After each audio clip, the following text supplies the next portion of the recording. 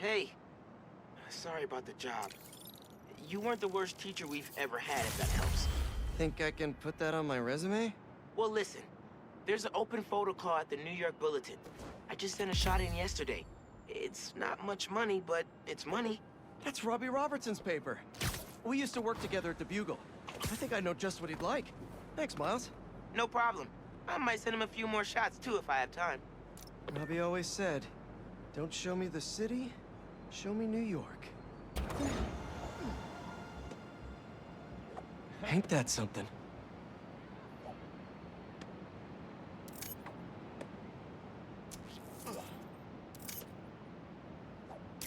There. Now to submit and... Peter, how you doing, son? Robbie, hi! I know this is out of the blue, but I wanted to let you know I just sent in a photo for your open call. Wonderful. We can definitely run this. I gotta duck into a meeting, but if you find the beating heart of New York anywhere else, send it my way. It's good to hear from you. You too, Robbie. Thanks. Whoever started talking about cities as playgrounds was definitely thinking about New York City. Haha, the bodega beef. It was already a rivalry for the ages when it was just David versus Goliath. But when Teos had to deal with the bodega copying his success by using the exact same mascot, it stepped up to a whole nother level. The bodega franchise is copying another bodega's mascot, who is a cat dressed like me. Only in New York, baby. You know, I saw an old Grand Master playing there last week. Anyone could walk up and challenge him. And he lost to a kid who lives down the street from me. Dev. Never seen anything like it. Maybe it's because I've grown up with it, but it feels like chess's natural state is to be played outdoors in a park. You gotta hand it to New Yorkers. I wasn't even trying to be funny there. If there's a good time to be had, they'll find it. Reminds me of when I fought the vulture and someone tried to use his broken-off wings to fly to Long Island. This is much safer. Ah, the Manhattan Bridge. Can you believe they started building it in 1901? Finished in 1909. I thought it was old when I was a kid, but now? It's just amazing the history that's in this city. This was the first bridge I swung across after I got my powers. All the cars honked. The tourists taking photos yelled at me to get out of their shots. It was nice. NYC, the mecca of basketball. Sure, you can play it anywhere with just a ball and a net. But when you got the people in the apartment buildings watching, the other players trash talking, and the sound of rubber hitting asphalt, there's a reason they call it the city game. Favorite place to watch basketball, hands down. First time I swung past it on the way home, I ended up perched on a lamppost staring for 2 hours. Reminds me of the people who write into the Bugle, and a few who work there.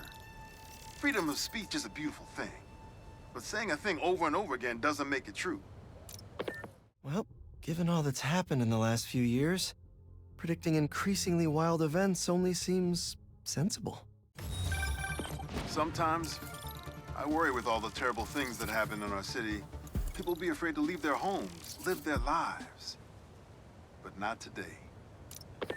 These people are out here every week dancing in ways that break my brain. I've actually been studying them for ideas on how to dodge better. I mean, if I was rich, I'd take advantage of that backdrop too. I'd also be worried about constantly launching balls off the roof, but I guess they can afford it.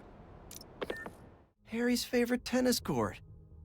With some luck, I'll be able to afford a membership when I'm 40. Oh, who am I kidding? I'll never be a member. Protesting isn't just a constitutional right in New York. It's your civic duty. Especially when a multinational corporation is behind a bioweapon unintentionally getting released into the city. Protesters like these are the reason why Oscorp's been speeding up their payouts lately. Whether it's on the stage or in the open air, where else can you see legends and soon-to-be legends performing every day? London? That's really far away. Respect to anyone who performs in front of an audience. I did an open mic set once. Aunt May was the only one laughing in the whole crowd. And she was hooting. Honestly, we need a whole other photo series just on New York's music. Its impact, the communities it built, its outright brilliance. It's hard to encapsulate in one photo, but this isn't bad. One time, these guys started to play music to match the fight I was in down the street. It was like I had my own bards. My best friend's kid painted this. I remember her showing me a sketch of it the day before it went up. New York is nothing without its people. Love wins. The Spider-Men aren't the only superheroes in New York. Getting students to class on time? One of the greatest powers I've ever seen. The timekeeper. He always made sure I got to class on time when I was at ESU. Don't think I could have managed college and the whole superhero thing without him. Say what you will about social media, and I can say a lot. It's helped so many businesses stay afloat here when they would have gone under a long time ago. Can't imagine how hard it is to open a food business in New York, let alone find success with it. Yeah, some things in New York you just can't explain. And that's what's great about it. Does any other city have fans like this? You know, for a place where everyone's comfortable calling out when something's wrong, people here sure hate admitting when they're wrong. The writer in me does love the irony, though. Accidents aren't unique to New York, but it does feel like they happen a lot here. At least these two are all right. Is that? Oh, man! I haven't been there in years. When we were at the Bugle's old office, we'd hide out here whenever Jonah was about to blow. I finished a lot of assignments sitting at that bar. And a lot of grasshoppers. Robbie recommended this place back when MJ and I were first going out. So cool. Totally made up for my obscene sweating from fighting Rhino that day. My grandma always talked about going here.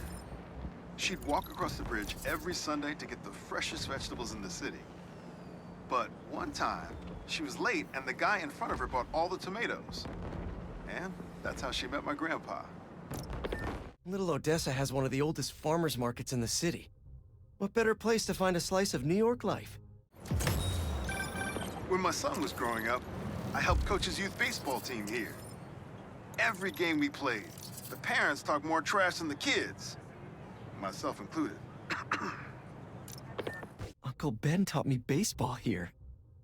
We watched a game together, then we threw the ball around a few times. I hit him in the ear. I heard this guy dips his hot dog buns in tomato juice before eating them. Now, I get that it makes it easy for them to go down, but tomato juice? Brother, that ain't right. I tried to enter a hot dog eating competition with this guy last year, but the crowd booed me out after I asked for ketchup. Ah, here we go.